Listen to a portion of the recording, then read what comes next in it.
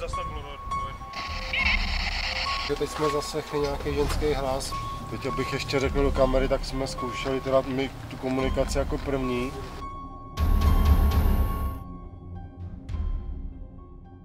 Vítám vás u nás Plné v lese Březina, nedaleko Polné, na místě, kde byla v roce 1899 nalezena zavražděná Anežka Hrůzová. Na tomto místě zřejmě nebyla zavražděna, protože když toto místo bylo ohledáváno, tak nebyly nalezeny krevní stopy, což svědčí o tom, že byla zavražděna na jiném místě a na toto místo bylo později přenesena. Jinak v ten osudný den byla v Čití u švadleny Blandiny Prchalové na Židovském městě, odkud ona odcházela a ubírala se úvozem, který se nacházel na místě dnešní silnice vedoucí do Běžničky. Zřejmě někde v těchto místech jí připadl neznámý útočník a tato vražda byla zřejmě částečně i sexuálně motivována, ovšem skutečný pachatel nikdy nebyl dopaden a z té vraždy byl nespravedlivě obviněn místní židovský mladík Leopold Hilsner. Anežka Hrůzová, jejíž tělo bylo na tomto místě nalezeno, tak měla bohužel neblahý osud, protože se na tomto místě seběhlo mnoho lidí, zničilo ty důležité důkazy. No a když to tělo našli, tak někdo z davu vykřikl, ona je podkočerována jako dobyče, protože, jak jistě víte, tak Židi používali právě pro rituální přípravu svých pokrmů košer nože, které byly dlouhé a právě se košerovali, že bylo přiťato hrdlo. Takže to bylo právě na první pohled zřejmé i u těla Anežky Hrůzové. Takže když někdo tuto věc vyřkl, tak to vyšetřování bylo ubíráno právě antisemickým směrem, zaměřeným právě proti židovskému etniku a vznikla takzvaná rituální pověra, nebo pověra o rituální vraždě, kdy se věřilo, že Židé používají krev křesťanských panen do židovských macesů, což byl nekvašený chléb, který se pekl právě na svátek Pesach.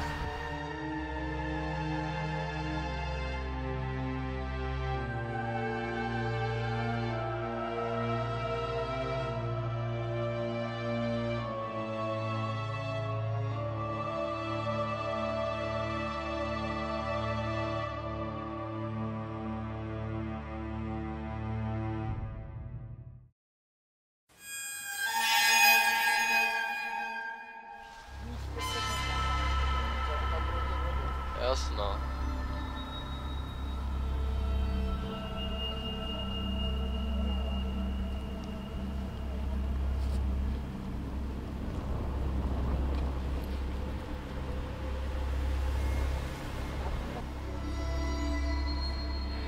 V 1899 nalezeno tělo zavražděné Anežky Hrůzové.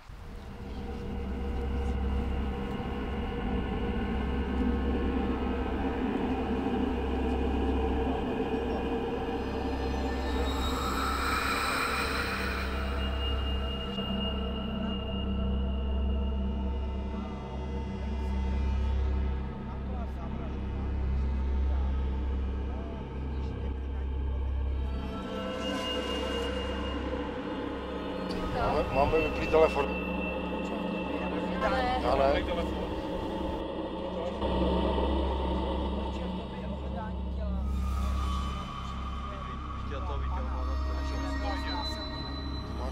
Ale zase tam bylo Ale Víťo, já mám vyplej.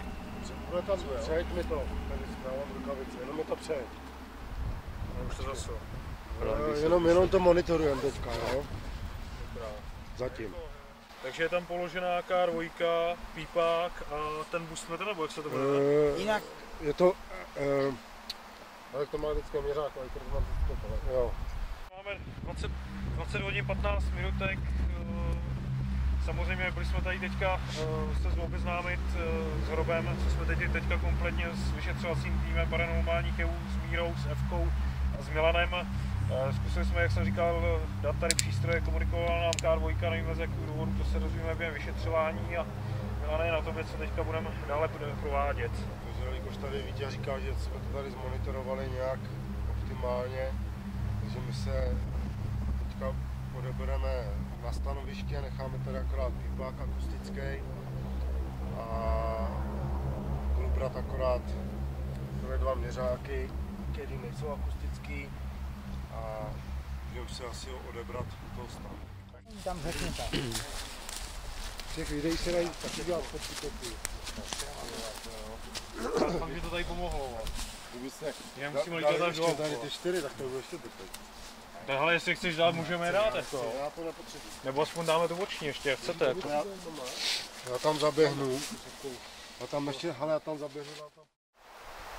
Tým VTPJ přizval Jiřího Jakeše, který je badatel a dal nám tip na tenhle hrob, kde se nachází údajná Anežka Hruzová.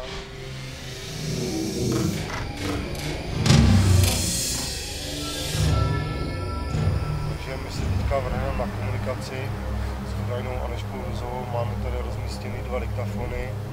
Anežko Hruzová, já tě teda vyzývám, jsi tady teďka s náma, můžeš se nějak projevit.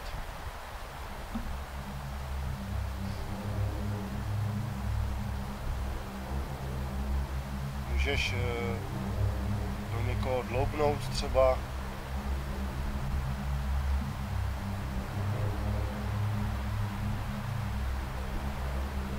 Jelikož asi nevíš, o co jde, tak my jsme právě tady kvůli tobě a chceme, aby se projevila. Máš tady možnost se nabít na tom světýlku, který je položený níž, a díky tomu světýlku, který je položený výš, tak se můžeš taky projevit akusticky. Nahráváme tě na diktafon, my tě teďka neslyšíme, ale uslyšíme tě až po následní analýze. My bychom rádi, kdyby ses nějak projevila nebo se ozvala.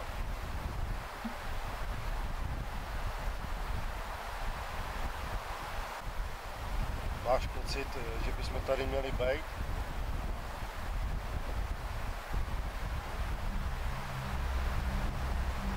Pokud to nechceš, tak nám řekni nahlas, aby jsme odešli.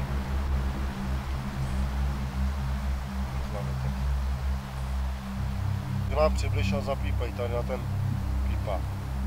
Na to zelený světilko. To, který na to ukazuje. Tady to, ty mě vidíš určitě. Zkus se přiblížit a zapípat, pokud to bude.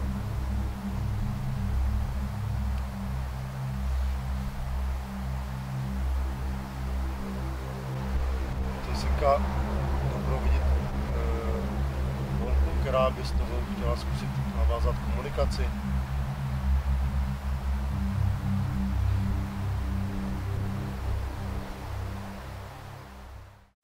Takže teď jsme zaslechli nějaký ženský hlas, bohužel ani jeden diktafon zrovna nebyl zapnutý, protože se vrátili, jedna banda se vrátila z hrobů, přišli sem, povídali jsme si o něčem a s Mlanem jsme zaslechli nějaký ženský hlas a šli to vlastně směrem od toho hrobu. Tak teď nám běží diktafony, uvidíme, jestli se tam něco objeví ještě.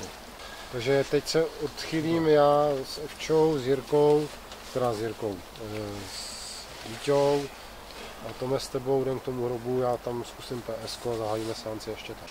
Teď abych ještě řekl do kamery, tak jsme zkoušeli teda my tu komunikaci jako první, zkoušeli jsme ji oslovit a zkoušeli jsme oslovit i okolní nějaký tyhle ty duše, které by tady mohly údajně být.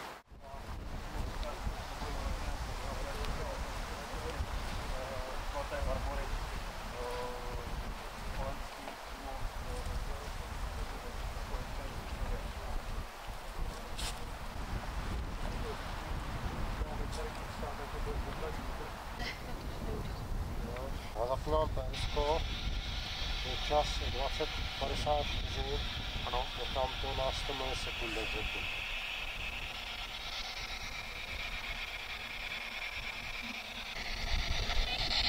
Takže Anežko si tady s náma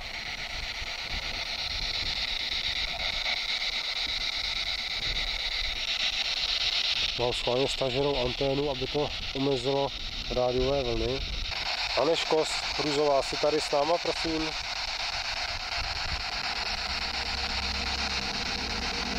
Můžeš se nám hlasem projevit?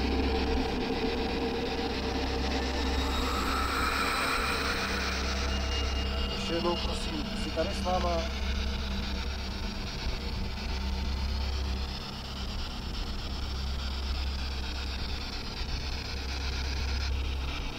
Jsem se stopil tam, takže například. Jsi tu byl s náma ty?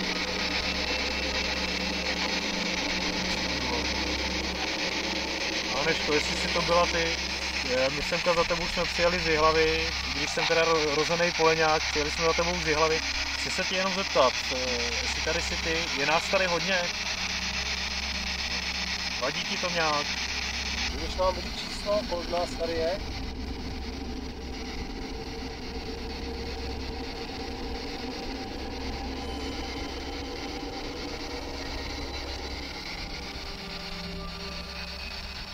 Ještě jednou, prosím.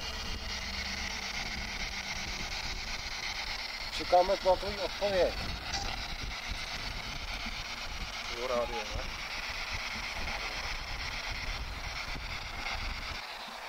Byla jsi v Polné Kryčiství. Za kým jsi tam chodila? Kdo tě sledoval? Kdo tě zavraždil?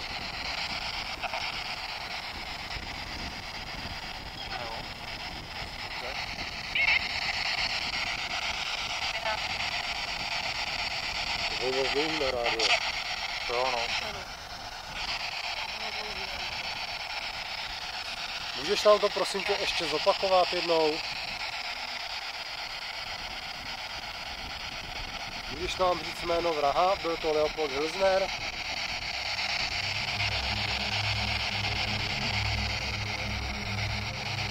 Můžeš nám to říct, prosím?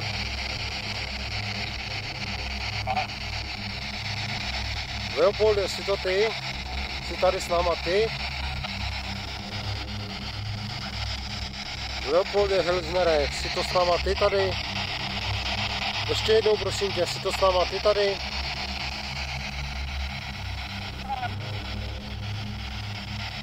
To je hrozně dlouhý na rádio.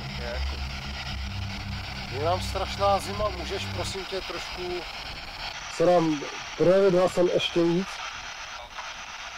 Leopolde Hilsnere, jsi to ty s náma, nebo je to tady Aneška s náma?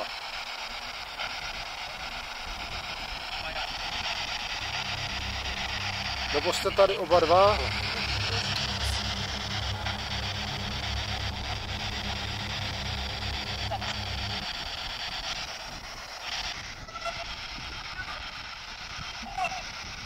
Dobře.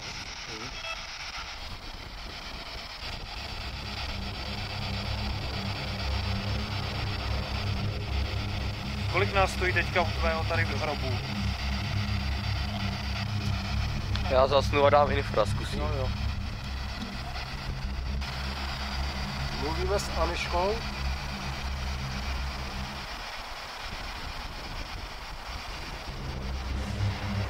Mluvíme s Aneškou.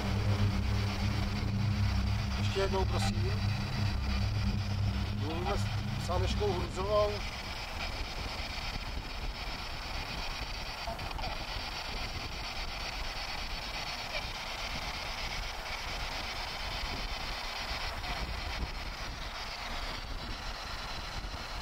Kdo to je možná? Kdo nám to odpověděl?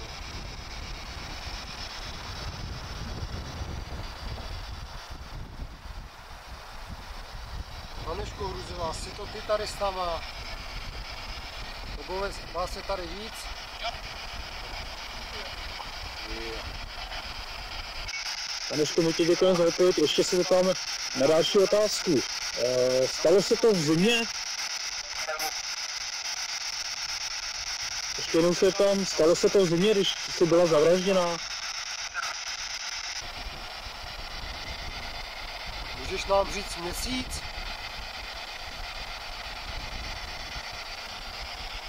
Stačí nám číslo měsíce, 3 březen.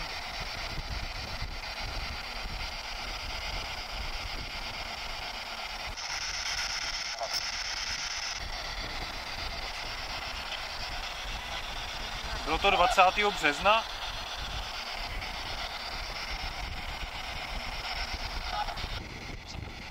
Chodí tě semka někdo navštěvovat? Chodí za tebou ti udržovat tady hrob? v tom boji. Takže já jsem se teď vydal sám na ten, dá se říct, provizorní hrobeček Anežky Hrůzové. Je možná blbý to, že si držím kameru, ještě si svítím pod nohy a eventuálně ani nevím. Jo, tady, už to mám. Takže jelikož jsme v lese, že se tady budu plížit. Jo, už to vidím, že já teďka se takhle nasměruju. Tady je zhruba ten, asi tady teďka sednu a budu zkoušet nějakou tu komunikaci. Takže Anežko Hrůzová, jsi tady teď se mnou.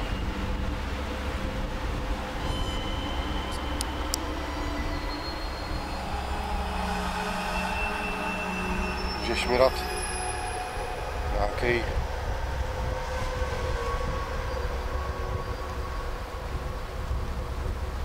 co jsem zaslech, ale to je vítr. Anežko, můžeš mi dát nějaký signál, že tu jsi se mnou, nebo kdokoliv jiný.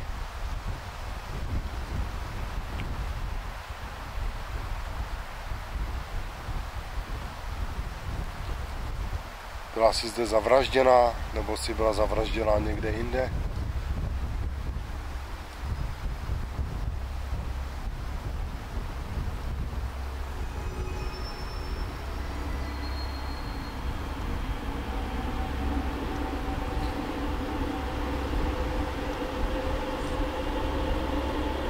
Takže tady větev, že fouká hrozně silný vítr.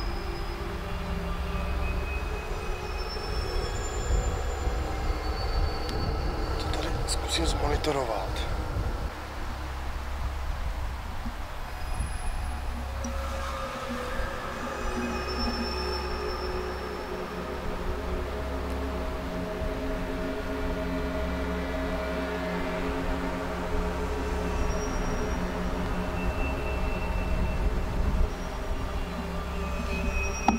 Tak. Zkusím tady vedle stromu,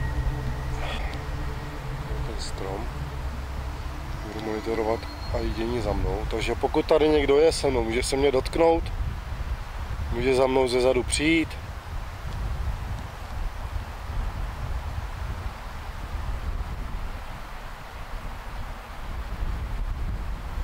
Může mě něčím uhodit, může po mně někdo něco hodit, aby jsme zjistili, že tady jste.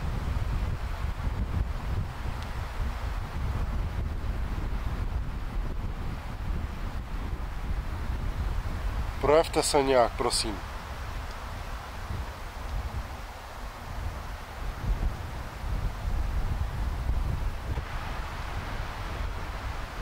Může se někdo ozvat pomocí hlasu? Já vás uslyším, ale až potom, co si to poslechnu.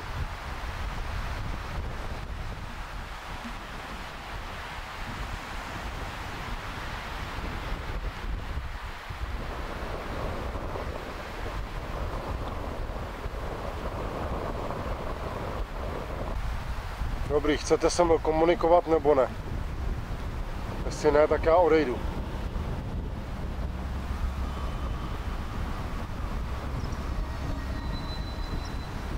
Ptáci nebo větev. Začíná mi vyklát zima, tak já se asi uchylím zpátky. Myslím si, že pro dnešek by to možná stačilo.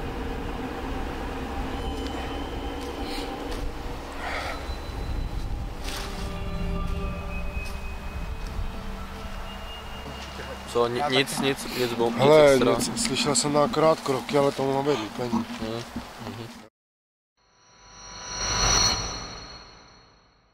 Takže dnešní večer nebo vyšetřování bych zhodnotil tím stylem, že jsme sem přišli na pozvání. Dá se říct, že se nám zase opět dařilo nebo nedařilo. ale to se uvidí zase po následné analýze. Chci se zeptat na nějaký pocity, jestli tady někdo zažil teďka. Já dneska pocity normální, jako při prvním vyšetřování jsem spokojený. Uvidíme, jak říkala se analýza a asi Jirka. Nebudeme předbíhat v nějakým tohle, ale fakta rozhodujou, že jo. My vás zdravíme jako tým VTPJ, vyšetřovací tým paranormálních jevů, Rádio Kouda a badatel Jiří Jakeš z Polný, Který nás provázel vlastně historií Anežky Hrůzové, nebo nám aspoň k tomu řekl, jak vlastně ta Anežka Hrůzová byla zavražděna, jak byla zavražděna, těžko říct, jak byla zavražděna, to právě nevíme, ale zhruba o té historii o Anežce Hrůzové, jak to zhruba bylo, ví něco. Ví o hodně víc jak my, takže...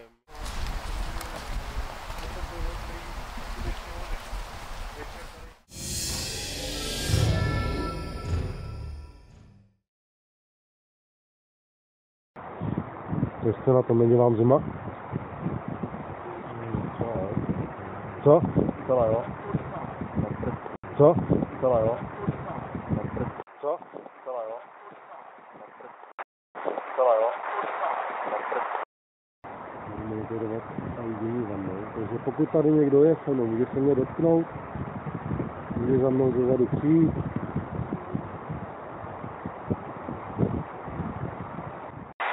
Monitorovat a vidění za mnou, takže pokud tady někdo je se mnou, může se mě dotknout, může za mnou zezadu přijít.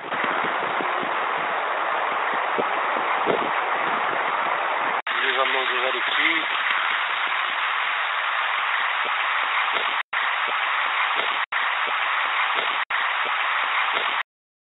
Ale já si počím akorát K2 Mírou a to PSko.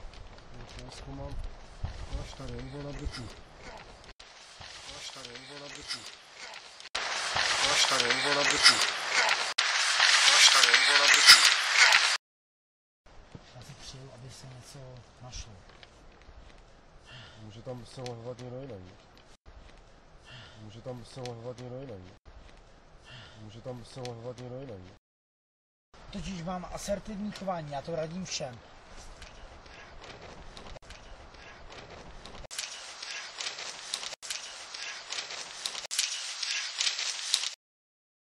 Jak jste na tom, není vám zima?